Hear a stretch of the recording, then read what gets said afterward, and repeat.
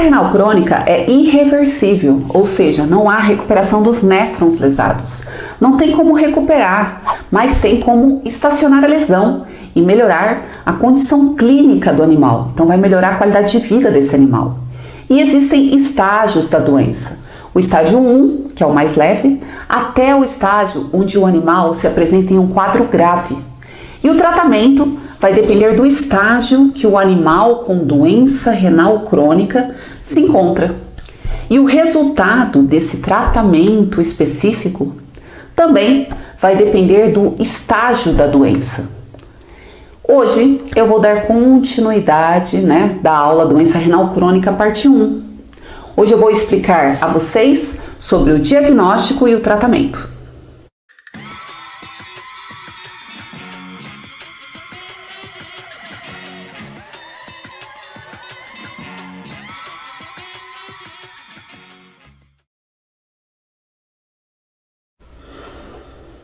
Oi, tudo bem com vocês? Sejam muito bem-vindos ao meu canal. Eu sou a Bruna, estudante da Faculdade de Medicina Veterinária. Atualmente, eu estou no 8º semestre do curso. Hoje eu vou continuar falando sobre doença renal crônica, sobre os diagnósticos e os tratamentos. E se você não assistiu a parte 1 sobre este assunto, é muito importante que você assista a ele primeiro para depois continuar aqui comigo. Eu vou deixar o link da parte 1 na descrição do vídeo, tá? A doença renal crônica é quando se tem uma doença renal aguda que vai cronificar, ou seja, que vai virar crônico. E essa cronificação acontece se essa doença renal tiver uma duração maior de 3 meses. Agora, em relação ao diagnóstico, que é o que eu vou falar aqui. O primeiro passo a se fazer e ver, é ver se o animal ele está em azotemia, que são níveis elevados de creatinina e ureia no sangue. E para fazer o teste de azotemia, usa-se os marcadores de creatinina e do SDMA. Se tem alterações de creatinina, alterações de ureia, alterações do SDMA, dá para confirmar que esse animal está em azotemia, grau 3, grau 4 de lesão renal. Eu fiz um vídeo sobre azotemia, eu vou deixar o link aqui em cima para que você também assista. E vai aparecer no final deste vídeo, na sua tela. Não tem como estudar doença renal sem saber sobre azotemia. Agora, voltando aqui, vamos continuar aqui falando do diagnóstico. Também se faz o teste de azotemia, com os marcadores sanguíneos, o fósforo, potássio.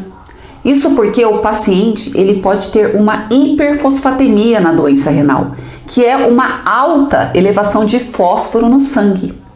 O paciente chega a não secretar fosfato na urina, então tem um aumento do fósforo. E por isso que ele tem um quadro de hiperfosfatemia. Ele pode apresentar hipercalemia, que é um nível elevado de potássio no sangue, ou hipocalemia, que é um nível baixo de potássio no sangue. Depende do momento, Se ele estiver no início da doença renal crônica, ele vai ter uma hipocalemia. E se ele estiver em um estágio mais avançado, ele tem uma hipercalemia, uma grande quantidade de potássio. O paciente ele também tem alterações dos eletrólitos, cálcio, sódio, cloro, também são exames importantes para a função renal. A albumina, infrações, também se pede esse exame, porque é comum o paciente ter hipoalbuminemia, baixa quantidade de albumina no corpo. Isso porque toda a proteína está sendo secretada na urina, e a albumina ela é uma proteína. Então o paciente tem uma baixa de albumina sérica. Se o paciente estiver em um quadro de acidose metabólica, é interessante fazer hemogasometria, que é um exame. O paciente entrou em acidose porque ele deixou de secretar íons H+, e também deixou de absorver bicarbonato. E assim ele entra em uma acidose metabólica. E eu fiz um vídeo sobre acidose metabólica, eu vou deixar o link aqui embaixo na descrição. Então é muito importante, é interessante que você também assista esse vídeo. Os exames de urina, eles ajudam muito, né? Urinálise. Em pacientes com a doença renal crônica, se observa através da urinálise, que é um exame de urina, a densidade urinária diminuída e pode-se ter uma proteinúria, que é a presença de proteína na urina. Pode-se ter uma cilindrúria, que são cilindros granulosos, né, que vão indicar que há uma doença renal. Hematúria, que é a presença de sangue nas fezes. O pH normalmente está aumentado. Pode-se ter uma glicosúria, glicose na urina, bacteriúria, presença de bactérias na urina e urólitos, que são cálculos, são pedras. Já o diagnóstico por imagem entra ultrassom, raio-x, tomografia e através desses exames se avalia a forma, o tamanho e a localização do rim. Também pode ser feito a aferição da pressão, né, arterial. Normalmente um doente renal é hipertenso, então é importante corrigir essa hipertensão arterial. E a fundoscopia, que confirma a hipertensão arterial, que é o exame do fundo do olho. No caso de um paciente renal, nos olhos desse paciente se observa vasos muito injetados, aumentados, que confirma a hipertensão arterial. Então são vários os exames, né, que podem ser solicitados. Quando um paciente tem suspeita de doença renal, não é só creatinina que deve ser feito, né, uma bioquímica, né? Tem que ser feita uma bioquímica sérica dos eletrólitos, pesquisar proteínas e o exame de urinálise é muito importante. Quando um paciente chega na clínica veterinária, o primeiro a se fazer é o teste para ver se o animal ele está ou não está em azotemia. E a azotemia vai demonstrar a marcação da taxa de filtração glomerular, dosagem de creatinina e a dosagem de SDMA são marcadores endógenos da taxa de filtração glomerular. Além do animal estar ou não em azotemia, que é uma alta quantidade de creatinina e ureia no sangue, o médico veterinário deve observar se ele apresenta manifestações clínicas, como poliúria, que é uma alta quantidade de urina, polidipsia, muita sede, perda de peso e hipertensão arterial sistêmica. Deve ser feito também a urinálise para mensurar a densidade urinária. E caso tiver uma densidade urinária baixa, tudo indica que esse paciente sofre de doença renal crônica. Caso já feitos os exames e visto que o animal pode estar em uma doença renal crônica, devem ser feitos outros exames, mesmo assim tem que fazer outros exames. Proteínas totais e frações para saber da albumina, proteína total, colesterol, triglicérides, para ver se teve alguma alteração hepática, gasometria, para excluir a acidose metabólica, eletrólitos, sódio, potássio, cloreto, cálcio, fósforo, exame de imagem, ultrassonografia abdominal para verificar a relação córtico-medular renal. Além da creatinina e do SDMA, que são marcadores de azotemia, também tem os marcadores da taxa de filtração glomerular exógenos, que são a inulina e o ioexol. Caso não conseguir usar os marcadores endógenos, que são a creatinina e o SDMA, pode sim se usar os marcadores exógenos. Ainda aqui no diagnóstico, existem trabalhos robustos atualmente correlacionando o score corporal do animal e a nutrição com a doença renal crônica. Então deve perguntar ao tutor que tipo de alimentação o animal tem. Tem que perguntar se ele só se alimenta de proteínas. O médico veterinário ele tem que observar o score corporal do animal, que é utilizado para determinar a condição nutricional dos animais, com base na avaliação visual e tátil. Então o médico, deve ver se ele está muito magro, se ele está com um peso abaixo do normal e deve ser visto, então, tudo isso aí.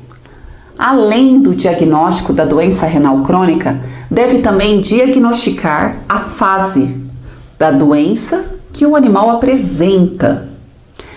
Nessa figura se vê o estágio da doença renal, comparados com a taxa de filtração glomerular, que é usada como a medida padrão da avaliação da função renal. Através da taxa de filtração glomerular, dá para saber se o rim está funcionando bem ou se ele está alterado. No estágio 1 da doença renal, o rim tem pouquíssima lesão e isso influencia muito pouco na taxa de filtração glomerular. Ela conserva uma taxa maior que 90%. Então, nesse estágio, quase não tem alteração no rim. Aqui se tem uma doença renal grau 1. Quando se tem uma diminuição da taxa de filtração a 60%, já se tem uma leve doença renal. E aqui, muitas vezes, não se vê azotemia, não se tem azotemia.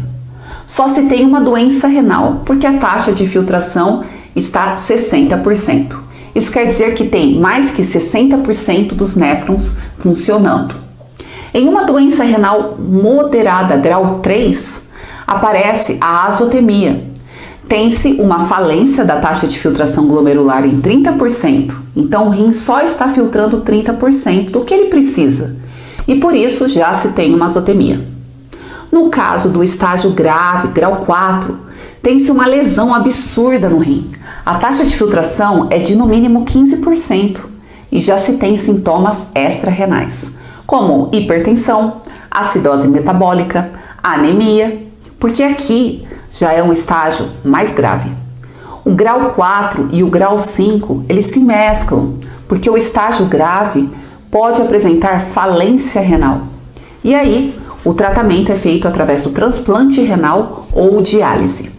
O grau 5 é o mais grave de todos, com menos de 15% de filtração glomerular, e o animal ele apresenta falência renal.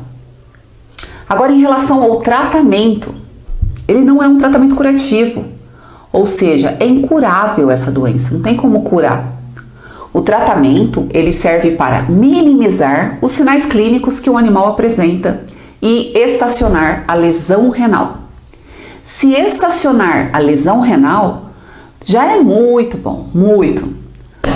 Os objetivos do tratamento são manter a hidratação, manter os eletrólitos, corrigir distúrbios hidroeletrolíticos, atenuar, reduzir as manifestações clínicas da uremia, garantir uma nutrição adequada hipoproteica, ou seja, baixa quantidade de proteína, garantir uma nutrição calórica com muitos carboidratos e modificar a progressão da doença, tentando proteger o rim do animal doente, né? Então, para melhorar o rim, deve ser feita uma dieta sem proteínas na alimentação, uma dieta hipoproteica. Tratar a anemia urêmica, que pode ser feito com transfusão, isso se caso o hematócrito, que é a porcentagem de células vermelhas, estiver muito baixo. Se a porcentagem de células vermelhas do paciente estiver muito baixa, pode ser feito a transfusão. A anemia é uma deficiência nos níveis de hemoglobina. A hemoglobina é uma proteína dos glóbulos vermelhos, ou hemácias, né? Do sangue, que ajuda a transportar o oxigênio pelo organismo. A anemia pode também ser tratada com reposição de eritropoetina. A eritropoetina é um hormônio que tem como função controlar a produção de células vermelhas no sangue. A eritropoetina estimula a medula óssea a produzir novas hemácias. A medula óssea, encontrada no interior do osso, contém as células tronco hematopoiéticas que produzem os componentes do sangue. Então, a produção de células sanguíneas pode fazer parte do tratamento da anemia. E também a anemia pode ser tratada, alterando os medicamentos que o animal toma. Então tem que ver quais são os medicamentos.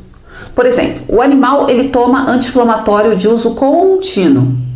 Ele pode trocar esse anti-inflamatório por um menos nefrotóxicos, um que é menos tóxico para o rim, ou diminuir a dose desse medicamento. Tudo isso para proteger a função excretora renal. Agora, em relação à deficiência de regulação, ou seja, quando tem altos níveis de alguma substância ou quando se tem baixos níveis de alguma substância, e isso prejudica o funcionamento do rim. Então, deve-se minimizar a hiperfosfatemia, que é quando há uma elevada quantidade de fósforo, e para isso pode ser usado o quelante de fósforo, que é uma substância que vai se ligar ao fósforo e impedir que esse fósforo ele fique livre lá na circulação. E dessa forma vai diminuir a quantidade de fósforos. Deve-se minimizar a hipocalemia, que é a baixa quantidade de potássio. Tratar de minimizar a acidose metabólica através de fluidoterapia, que é o tratamento por fluidos, e de adição, se necessário, de tampões. Tudo isso para diminuir essa acidose metabólica que prejudica o rim. Tratar também a hipertensão arterial, que é a pressão alta, né? Controlar e prevenir a desidratação. O animal fica muito desidratado. E ainda tem as consequências clínicas da deficiência de biossíntese. O organismo do paciente, ele fica deficiente de síntese de certas substâncias, como por exemplo a eritropoetina. Então, o rim do animal com doença renal crônica não produz eritropoetina. O veterinário é que deve ministrar a eritropoetina para melhorar o quadro de anemia. O paciente não produz vitamina D. O veterinário entra com vitamina D, calcitriol. Assim, melhora a condição óssea do animal. O tratamento ele vai depender do estágio que o animal está com a doença renal. Por isso que é importante saber qual é o estágio, né?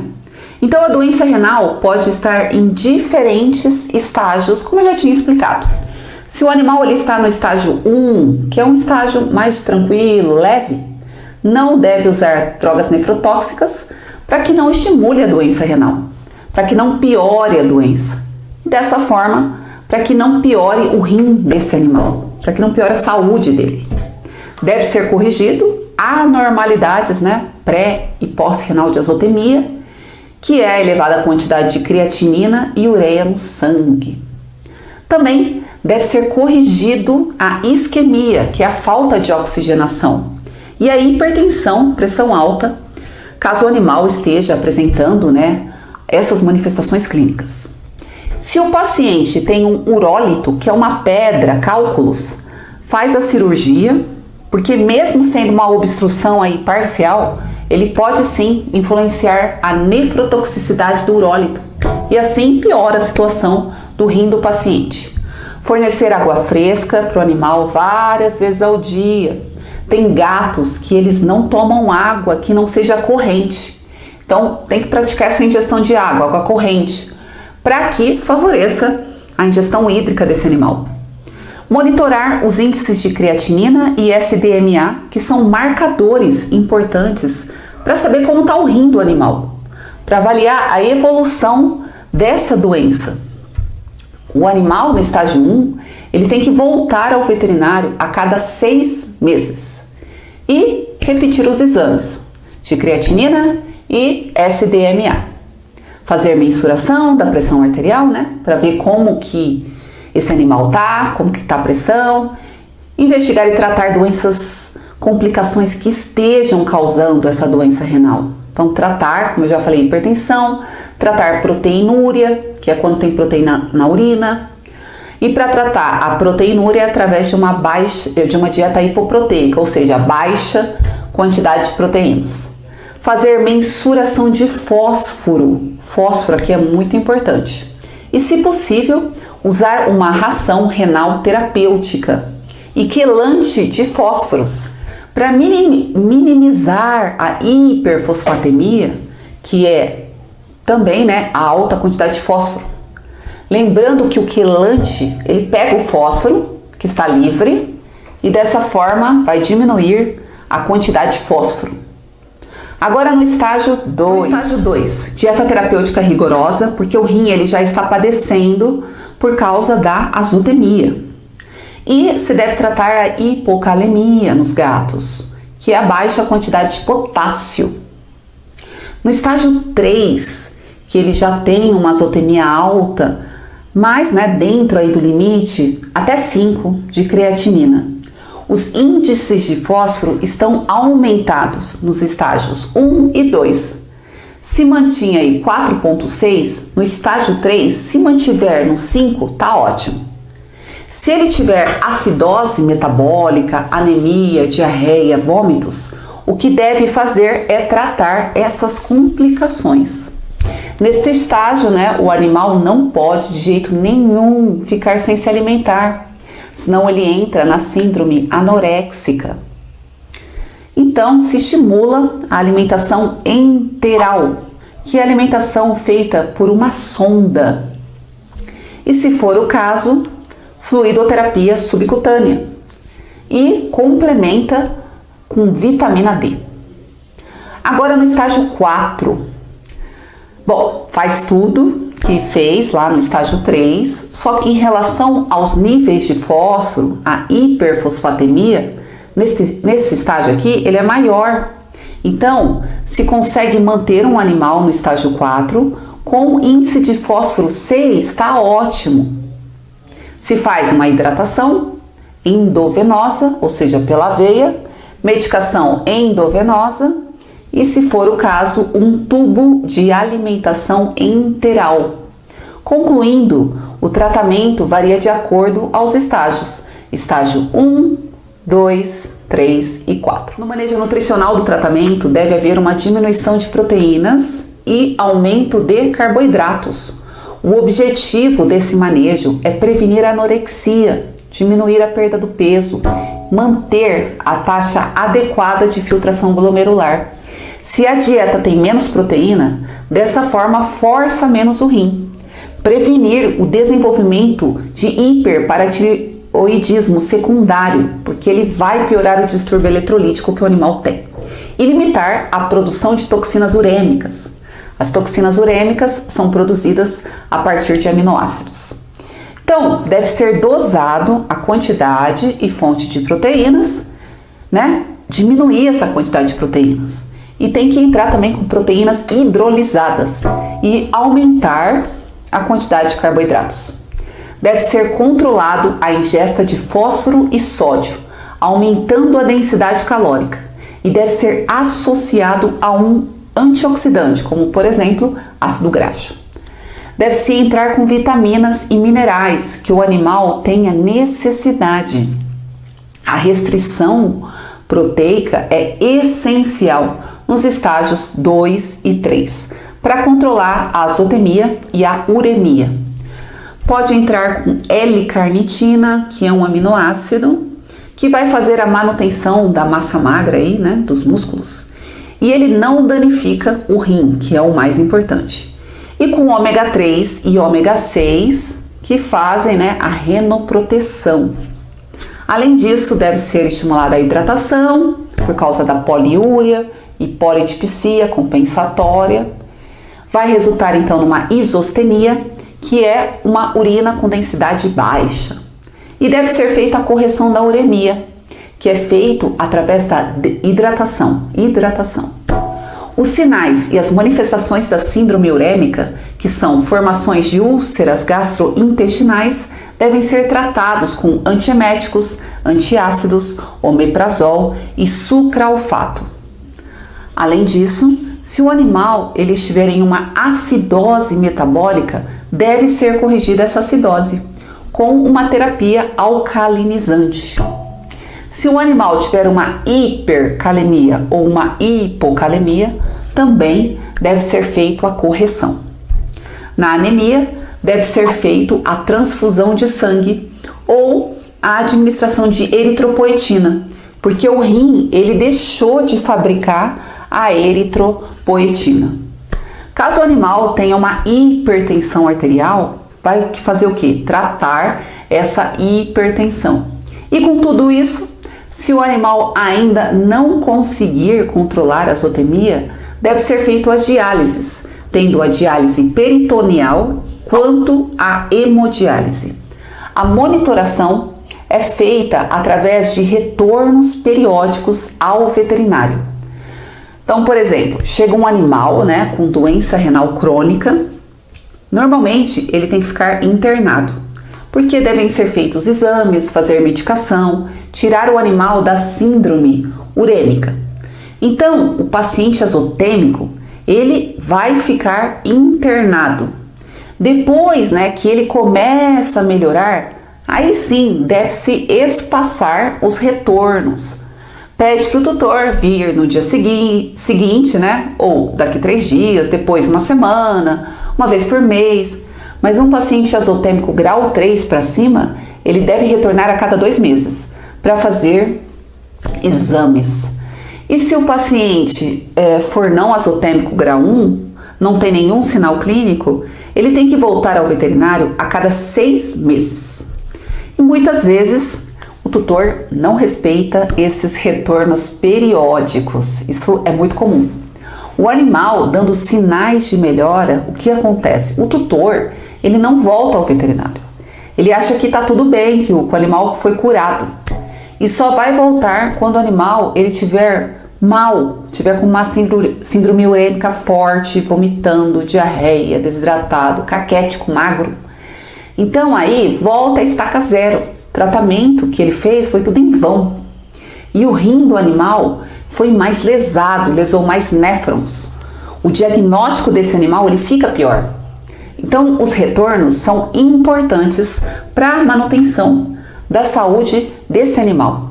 Se faz a monitoração correta, a possibilidade de preservação renal ela é alta. E assim, dessa forma, né, aumenta a sobrevida do paciente, consegue aumentar a qualidade de vida desse animal. Essa tabela é sobre o prognóstico. O prognóstico é um provável resultado do tratamento que o animal fez. Lembrando que o tratamento vai depender do estágio que a doença está. Como dizia essa tabela aqui, esta tabela é sobre o prognóstico, dependendo do estágio, né, de doença renal crônica que o animal apresenta. Se ele está no estágio 1, o prognóstico dele é bom, né, mais leve também. Se ele está no estágio 2, é bom a regular. Se ele está no estágio 3 e 4, o prognóstico é de reservado a ruim. O animal, além de não ter qualidade de vida, ele pode perder tempo de vida. O tempo de vida do animal acaba se restringindo nos estágios 3 e 4. Por isso, é importante manter o animal no estágio 2, no estágio 1, porque o animal tem qualidade de vida e tem um prognóstico favorável. Se conseguir controlar essa doença renal, ele vai ainda viver por muito tempo. Este vídeo foi o mais trabalhoso de todos os vídeos que eu fiz sobre rim. Não é à toa que ficou muito extenso, mas valeu a pena, né? Então deixe o seu comentário sobre esse assunto. Você chegou a presenciar uma consulta de um paciente renal lá no seu estágio? Escreve aqui embaixo. Então eu fico por aqui, gente. Eu espero que vocês tenham gostado deste vídeo. Aproveita agora e se inscreve no meu canal, deixe o seu like e ative o sininho das notificações para receber todos os meus vídeos. A partir de hoje, eu estou no Instagram como @FAAprender. Me segue lá. Até o próximo vídeo. Tchau!